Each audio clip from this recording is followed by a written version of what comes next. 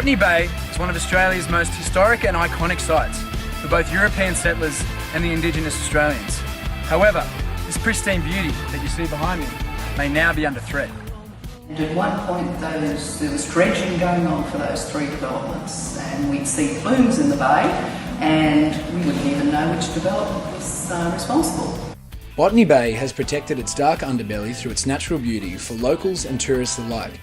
Along with its natural beauty, its recreational fishing and marine life have been its most popular attractions. However, rising mercury levels due to industrial runoff may pose a serious environmental risk. So, how serious is the risk? According to research, this Orica site that you can see behind me has contributed greatly to the environmental risks posed to the area. Mercury poisoning is nothing new to botany. However, it wasn't until recently that thorough research has been conducted on the issue.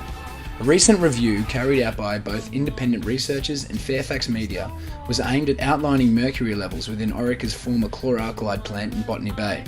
The results found that about half of the 957 tonnes of the toxic metal used during the life of the plant could not be reliably accounted for.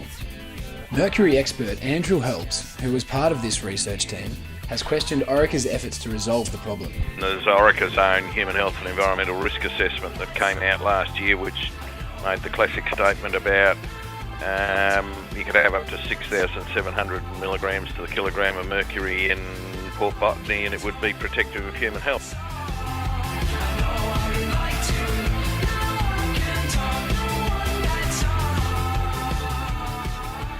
Associate Professor at the UNSW School of Environmental Research, Catherine DeFawn, agrees that the clean-up and work must be needed in the area. And I know there are plans for runway expansions and things like that, so it's certainly a place that still needs to be monitored. Considering that Orica has contributed such a vast amount of chloralkali into Botany Bay, it's no wonder that both Professor DeFawn and Professor Helps believe that environmental monitoring is still needed within the Botany Bay region. When asked whether the site was proactively being cleaned up, Professor Helps was adamant in his response.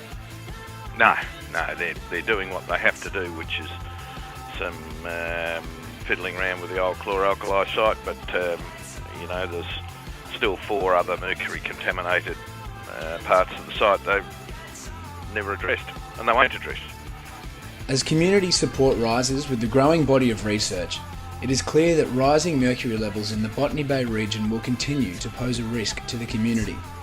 Until the Environmental Protection Agency come down hard on Orica, this issue will seemingly leave the community at risk for the future to come.